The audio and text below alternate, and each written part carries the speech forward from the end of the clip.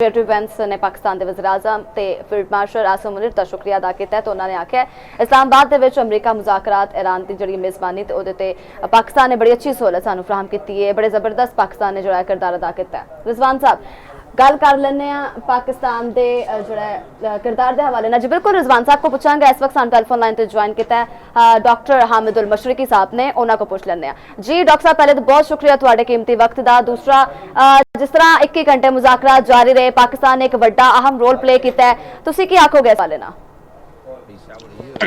जी बहुत शुक्रिया। सब तो वड्डी गल है कि पाकिस्तान ने जिहड़ा काम किया है वो पूरी दुनिया किसी दे वस दा काम नहीं सी और अलहमदुलिल्लाह अल्लाह ने पाकिस्तान की बड़ी इज्जत वधाई है इहदे च। और सब तो वड्डी गल ही है भी कि यह वो काम सी जिहड़ा नामुमकिन लग रहा सी। पूरी दुनिया जिहड़ी है वो एक जंग दे वल चली गई सी। तो मैं समझना वा कि यह तो मुज़ाकरात हाले कोई ख़त्म नहीं हुए, ना कोई नाकाम होए ने, बल्कि यह तो एक स्टेज होंदी है। हर काम आहिस्ता आहिस्ता होंदा है और ਜਦੋਂ कि कोई इकट्ठ कराया जाता है, कोई बैठक कराई जाती है तो दोनों धिरां दीयां गल्लां जड़ियां ने वो सुनिया जांदियां ने, उन्हां ते गल हुंदी है, उन्हां दे विच फिर जिस तरह भी हुंदे ने गल्लां वधदियां ने, अगे चलाई दियां ने।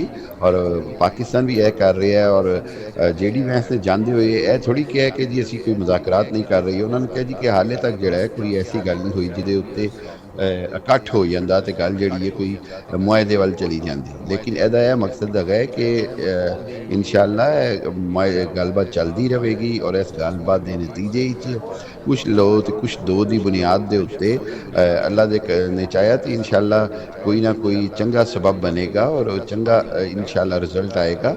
एक गल समझन दी है वो है भी कि जिमें पाकिस्तान ने पूरी दुनिया दे विच अपना किरदार अदा किया है, जिमें पूरी दुनिया ने देखा कि इस्लामाबाद जिहड़ा है वो पूरी दुनिया दे विच इकट्ठ करन दा एक मरकज़ बनया है। पूरी दुनिया ने उहदे तो उम्मीदां ने और इंशाअल्लाह इहदे ते पूरा भी होएगा।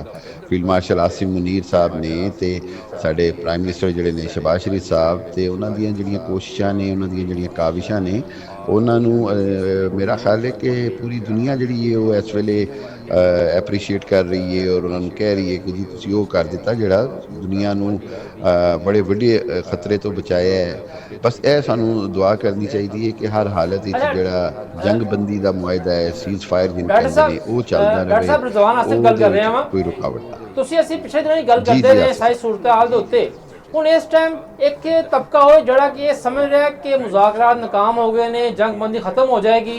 लेकिन एक तबका हो है जड़ा समझ रहा है कि बेशक मुज़ाकरात नाकाम नहीं हुए, बेनतीजा ने, लेकिन मुज़ाकरात के अगले दौर आने की उम्मीद है और ना ही जंगबंदी हजे ख़त्म हो रही है। तुसीं की वेख रहे हो कि दोनों वफूद जड़े हैं वापस जा चुके हैं तो इस मामले के उत्ते अगे अगला दौर की होएगा, अगे लाहिमत हुकूमत अमली की होएगी और क्या जंगबंदी जड़ी है इसका टुटन का कोई इम्कान है? जी आसिफ साहब गल है भी कि मेरा ख्याल है कि पाकिस्तान ने जिवें पहले भी यह किरदार अदा किया कि बगैर दोनों नूं बिठाए एक दूजे दीयां गल्लां सुन के, एक दूजे दे मुआकफ सुन के तो उहदे मुताबिक इन्हों इत्थे तक लियाए कि जी यह मामले ने इन्हां ते गल हो सकती है। पाकिस्तान ते जिहड़े दूजे साडे भरा ममालक ने तुर्की, मिस्र ते वो भी जिहड़े ने कोशिशां जारी रख रहे हैं और मैं समझना कि सब तो ज़्यादा कोशिश ऐसी चीज़ है कि जंगबंदी ना टूटे और जंगबंदी दे विच अमरीका का भी फायदा है। अमरीका भी अपना वेख चुके है, उन्हें देखा है कि जी जिवें ईरान ने डट के बड़ा टिका के मुकाबला किया है तो ईरान की जिहड़ी कौम है उन्हें इकट्ठ के नाल पूरी दुनिया नूं दस दिता कि असी जड़े हाँ असी इंज हार मनन वाले नहीं हैगे तो ना ही सानू इंज टाया जा सकता है। और मैं समझना कि हुण दुनिया के वास्ते भी जरूरी है कि सदर ट्रंप ते प्रैशर पावे कि किसी भी हालत जंगबंदी नूं ख़त्म नहीं करना। दूजी गल है कि मुज़ाकरात चलते रहंदे कुछ देखो पाकिस्तान ने उस वेले इन्हां दे नाल मुज़ाकरात कीते ने जिस वेले एक दूजे नूं मिटाण दीयां गल्लां हो रही सी, जिस वेले एक दूजे ते बंबारी हो रही सी, जिस वेले इसराइल ते नेतन्याहू दे जिहड़े शैतानी किरदार ने वो पूरी अपने जाल उन्होंने फसाया है ट्रंप को और हाले भी ट्रंप वो जाल फसया है। और दुनिया समझती है कि जी अगर ट्रंप जोड़ा है ਅਗਰ ਉਹ ਨੇਤਨਯਾਹੂ ਦੀ ਗੱਲ ਨਾ ਮੰਨੇ ਔਰ ਉਹਦੇ ਕੰਨੋਂ ਕੱਚਾ ਨਾ ਹੋਵੇ ਤੇ ਗੱਲ ਹਾਲੇ ਵੀ ਜਿਹੜੀ ਹੈ ਅਮਨ ਵੱਲ ਚਲੀ ਜਾਏਗੀ। ਔਰ ਸਾਨੂੰ ਉਮੀਦ ਵੀ ਇਹੋ ਹੀ ਹੋਣੀ ਚਾਹੀਦੀ, ਸਾਨੂੰ ਤਵੱਕੋ ਵੀ ਇਹੋ ਹੀ ਹੋਣੀ ਚਾਹੀਦੀ। ਔਰ ਅੱਛਾ ठीक ਕੀ अच्छा ਜਿਹੜਾ डॉक्टर साहब मैं ਕਹਿੰਦੇ ਤੁਹਾਡੇ ਨਾ ਕੋਲ ਕਿ ਇੱਥੇ ਗੱਲ ਪੁੱਛਣਾ ਚਾਹਾਂਗੀ ਕਿ ਅਗਰ ਗੱਲ ਕਰ ਲਈਏ ਆਪਣੇ ਹਮਸਾਇਆ ਮੁਲਕ ਇੰਡੀਆ ਦੀ ਤੇ ਇੰਡੀਆ ਤੇ ਹੈ ਕੱਲ ਦਾ ਤਰਫਨ ਦਿਆ ਚੀਕਾ ਮਾਰਨ ਦਿਆ ਉਹਨੂੰ ਸਮਝ ਨਹੀਂ ਆਉਂਦੀ ਉਹ ਕਿਸ ਤਰ੍ਹਾਂ ਜਿਹੜਾ ਹੈ ਪਾਕਿਸਤਾਨ ਦੀ ਇੱਜ਼ਤ ਉਤੇ ਉਹ ਹਰਫ ਲਿਆ ਸਕੇ ਜਾਂ ਗੱਲ ਕਰ ਸਕੇ, ਉਹਨੂੰ ਮੌਕਾ ਨਹੀਂ ਮਿਲਣ ਦਿਆ। ਕੀ ਆਖੋਗੇ ਤੁਸੀਂ? ਜੀ ਬਿਲਕੁਲ ਇੰਝ ਹੀ ਹੈ, ਬਿਲਕੁਲ ਇੰਝ ਹੈ। ਦੇਖੋ ਜੀ, ਉਹ ਆਪਣਾ ਤੇ ਉਹ ਕੁਝ ਕਰ ਨਹੀਂ ਸਕੇ ਤੇ ਉਹ ਦੂਜੇ ਦਾ ਵੀ ਭਲਾ ਨਹੀਂ ਚਾਹੁੰਦੇ। ਗੱਲ ਹੈ ਵੀ ਕਿ ਉਹਨਾਂ ਨੂੰ ਇਹ ਸਮਝ ਨਹੀਂ ਆਉਂਦੀ ਕਿ ਪਾਕਿਸਤਾਨ ਜਿਹੜਾ ਕੰਮ ਕਰ ਰਿਹਾ ਹੈ ਉਹਦੇ ਵਿੱਚ ਇੰਡੀਆ ਦਾ ਵੀ ਭਲਾ ਹੈ, ਉਹਦੀ ਦੁਨੀਆ ਦਾ ਵੀ ਭਲਾ ਹੈ। ਤੇ ਅਗਰ ਉਹਨੂੰ ਭੈੜੇ ਲਫ਼ਜ਼ਾਂ ਨਾਲ ਜਾਂ ਉਹਨੂੰ ਆਪਣਾ ਸ਼ਰਮਿੰਦਗੀ ਛੁਪਾਉਣ ਵਾਸਤੇ ਦੁਨੀਆ ਵਿੱਚ ਉਹਦੇ ਪ੍ਰੋਪੇਗੈਂਡਾ ਕਰਨ ਦੇ ਤੇ ਉਹਨਾਂ ਦਾ ਆਪਣਾ ਨੁਕਸਾਨ ਹੈ। ਦੇਖੋ ਦੁਨੀਆ ਸਾਰੀ ਹੁਣ ਸਮਝਦੀ ਹੈ ਕਿ ਮੋਦੀ ਜਿਹੜਾ ਹੈ ਉਹ ਵੀ ਇੱਕ ਜਨੂਨੀ ਆਦਮੀ ਹੈ। ਮੋਦੀ ਤੇ ਨੇਤਨਯਾਹੂ ਜਿਹੜੇ ਨੇ ਉਹ ਆਪਸ ਵਿੱਚ ਇੱਕੋ ਜ਼ਿਹਨ ਦੇ ਤੇ ਇੱਕੋ ਤਰ੍ਹਾਂ ਦੇ ਸ਼ੈਤਾਨੀ ਕਿਰਦਾਰ ਨੇ। ਉਹ ਇਹ ਚਾਹੁੰਦੇ ਨੇ ਕਿ ਦੁਨੀਆ ਦੇ ਵਿੱਚ ਜੰਗਾਂ ਚੱਲਦੀਆਂ ਰਹਿਣ, ਦੁਨੀਆ ਵਿੱਚ ਮੁਸਲਮਾਨਾਂ ਦੇ ਉੱਤੇ ਜ਼ੁਲਮ ਹੋਣ। ਔਰ ਉਹ ਦੇਖੋ ਟਾਈਮ ਆ ਗਿਆ ਹੈ ਹੁਣ, ਮੀਡੀਆ ਇੰਨਾ ਐਡਵਾਂਸ ਹੈ, ਉਹਨੂੰ ਬੜੀ ਜਲਦੀ ਪਤਾ ਚੱਲ ਜਾਂਦਾ ਹੈ ਕਿ ਸੱਚ ਕੀ ਹੈ ਤੇ ਝੂਠ ਕੀ ਹੈ। ਔਰ ਮੈਂ ਜਦੋਂ ਇਹ ਇੰਡੀਅਨ ਚੈਨਲਸ 'ਤੇ ਪ੍ਰੋਗਰਾਮ ਕਰਨਾ, ਮੈਂ ਇਹਨਾਂ ਨੂੰ ਇੱਕੋ ਹੀ ਗੱਲ ਸਮਝਾਉਣਾ ਕਿ ਤੁਸੀਂ ਹਰ ਵਾਰੀ ਫੜੇ ਵੀ ਜਾਂਦੇ ਹੋ, ਐਕਸਪੋਜ਼ ਵੀ ਹੋ ਜਾਂਦੇ ਹੋ ਔਰ ਤੁਸੀਂ ਆਪਣਾ ਜਿਹੜੀ ਹੈਗੀ ਇਹ ਸਾਖ ਜਿਹੜੀ ਤੁਹਾਡੀ ਹੈਗੀ ਸੀ ਉਹ ਖਤਮ ਹੋ ਗਈ ਹੈ।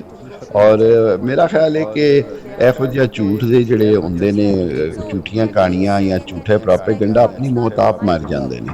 ਇਹਦੇ ਵਾਸਤੇ ਜ਼ਿਆਦਾ ਇਹਨਾਂ ਦੀ ਜ਼ਿੰਦਗੀ ਨਹੀਂ ਹੁੰਦੀ, ਇਹਨਾਂ ਦਾ ਜੀਵਨ ਬਹੁਤ ਥੋੜਾ ਹੁੰਦਾ ਹੈ। ਅੱਛਾ ਡਾਕਟਰ ਸਾਹਿਬ, ਜਿਸ ਤਰ੍ਹਾਂ ਕਿ ਦੁਨੀਆ ਸਾਰੀ ਜਿਹੜੀ ਸੀ ਉਹਦੀ ਨਿਗਾਹਾਂ ਜਿਹੜੀਆਂ ਸੀ ਇਸਲਾਮਾਬਾਦ ਵਾਲੇ ਪਾਸੇ ਸਨ, ਪਾਕਿਸਤਾਨ ਵਾਲੇ ਪਾਸੇ ਸਨ। ਹੁਣ ਤੁਸੀਂ ਪਹਿਲੇ ਵੀ ਬਹੁਤ ਸਾਰੀ ਐਸੀ ਗੱਲਾਂ ਕੀਤੀਆਂ ਜਿਹੜੀ ਕਿ ਸੱਚ ਸਾਬਤ ਹੋ ਰਹੀਆਂ ਨੇ। ਕਿਆ ਕੁਝ ਲੋਕਾਂ ਦੀ ਇਹ ਉਮੀਦ ਕਰਨਾ ਕਿ ਜੀ ਪਹਿਲੀ ਬੈਠਕ ਦੇ ਵਿੱਚ ਹੀ ਹਰ ਸ਼ੈ ਜਿਹੜੀ ਹੈ ਉਹ ਤੈਅ ਹੋ ਜਾਣੀ ਚਾਹੀਦੀ ਸੀਗੀ ਔਰ ਦੋਨੋਂ ਮੁਲਕ ਜਦੋਂ ਉੱਠਦੇ ਤੇ ਇਕੱਠੀਆਂ ਪ੍ਰੈਸ ਕਾਨਫਰੰਸ ਕਰਦੇ ਔਰ ਐਲਾਨ ਕਰਦੇ। ਹਾਲਾਂਕਿ ਕੋਈ ਵੀ ਸਮਝਦਾਰ ਬੰਦਾ ਜਿਹੜਾ ਹੈ, ਮਾਹਰ ਹੈ, ਉਹ ਸਮਝਦਾ ਇਸ ਚੀਜ਼ ਨੂੰ ਕਿ ਏਡੀ ਵੱਡੀ ਤਨਾਜ਼ਾ, ਏਡੀ ਵੱਡੀ ਲੜਾਈ ਦੇ ਮਾਮਲੇ ਦੇ ਉੱਤੇ ਪਹਿਲੀ ਬੈਠਕ ਦੇ ਵਿੱਚ ਜਿਹੜਾ ਹੈ ਉਹ ਕੋਈ ਸ਼ੈ 100% ਤੈਅ ਨਹੀਂ ਹੋ ਸਕਦੀ। ਮੈਂ ਤੇ ਸਮਝਦਾ ਜ਼ਾਤੀ ਤੌਰ ਤੇ ਕਿ ਦੋਨਾਂ ਅਫਰੀਕਾ ਦਾ ਇੱਕ ਮੇਜ਼ ਤੇ ਬਹਿ ਜਾਣਾ, ਅਮਰੀਕੀ ਨਾਇਬ ਸਦਰ ਦਾ ਇਰਾਨੀ ਵਫਦ ਦੇ ਨਾਲ ਮੁਸਾਫਿਆ ਕਰਨਾ, ਹੱਥ ਜੋੜੀ ਕਰਨਾ, ਇਹ ਬੜੀ ਵੱਡੀ ਕਾਮਯਾਬੀ ਹੈ। ਆਸਿਫ ਸਾਹਿਬ ਦੇਖੋ, ਇਹ 50 ਵਰਿਆਂ ਦੀਆਂ ਝਗੜੇ ਨੇ, ਇਹ 50 ਵਰਿਆਂ ਵਿੱਚ ਪਹਿਲੀ ਵਾਰੀ ਇਕੱਠੇ ਬੈਠੇ ਨੇ। ਇਹ ਕਿਵੇਂ ਅਸੀਂ ਸਮਝ ਸਕਦੇ ਹਾਂ ਕਿ ਇਹ ਨਾਕਾਮੀ ਹੈ? ਤੇ ਬੜੀ ਵੱਡੀ ਕਾਮਯਾਬੀ ਹੈ। ਔਰ ਮੁਜ਼ਾਕਰਾਤ ਜਿਹੜੇ ਇਹੋ ਜਿਹੇ ਹੁੰਦੇ ਨੇ ਉਹ ਤੇ ਕਈ ਹਫ਼ਤੇ ਲੈਂਦੇ ਨੇ, ਮਹੀਨੇ ਲੈਂਦੇ ਨੇ। ਦੇਖੋ ਤੁਸੀਂ ਤਾਰੀਖੀ ਤੌਰ ਤੇ ਪਿਛਲੇ 20 ਸਾਲ ਵਿੱਚ ਦੇਖ ਲਓ, ਜਦੋਂ ਦੋਹਾ ਮੁਜ਼ਾਕਰਾਤ ਹੋਏ ਨੇ ਅਫਗਾਨਿਸਤਾਨ ਦੀ ਜੰਗ ਦੇ ਬਾਰੇ, ਜੋ ਬਾਈਡਨ ਦੇ ਵਕਤ ਤੇ ਟਰੰਪ ਦੇ ਵਕਤ ਤੇ, ਉਹ 6 ਮਹੀਨੇ ਚੱਲਦੇ ਰਹੇ ਨੇ। ਉਸ ਤੋਂ ਬਾਅਦ ਫਿਰ ਦੂਜੇ ਤੁਸੀਂ ਇਹ ਯੂਕਰਾਈਨ ਤੇ ਰਸ਼ੀਆ ਦੀ ਜੰਗ ਦੇ ਮੁਜ਼ਾਕਰਾਤ ਕਿੰਨੇ ਦੌਰ ਹੋ ਚੁੱਕੇ ਨੇ, ਕਦੀ ਸਾਊਦੀ ਅਰਬ, ਕਦੀ ਯੂਰਪ ਵਿੱਚ, ਕਦੀ ਕਿਤੇ। ਤੇ ਇਹ ਤੇ ਕੰਮ ਜਿਹੜਾ ਹੈ ਮੁਜ਼ਾਕਰਾਤ ਕਰਾਉਣਾ, ਮਸਾਲੀਅਤ ਕਰਾਉਣਾ, ਦੋ ਮਿਡ ਪੀਰ ਵਾਲੇ ਜਿਹੜੇ ਮੁਲਕ ਨੇ ਉਹਨਾਂ ਨੂੰ ਇਕੱਠਿਆਂ ਬਿਠਾਉਣਾ ਹੀ ਬੜਾ ਵੱਡਾ ਕੰਮ ਨੇ।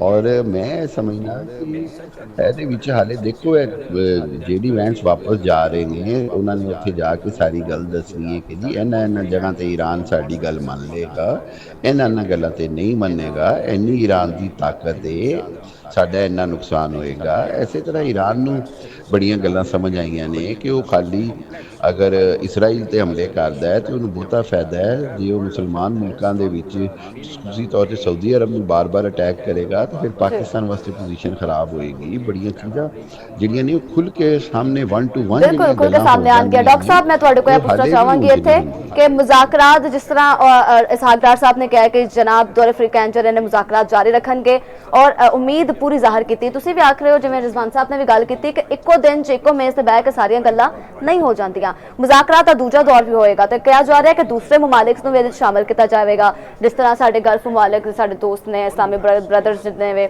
ਉਹਨਾਂ ਨੂੰ ਵੀ ਸ਼ਾਮਲ ਕੀਤਾ ਜਾਏਗਾ। ਤੁਹਾਨੂੰ ਕੀ ਲੱਗਦਾ? ਜੀ ਬਿਲਕੁਲ ਇੰਝ ਹੀ ਹੋਏਗਾ।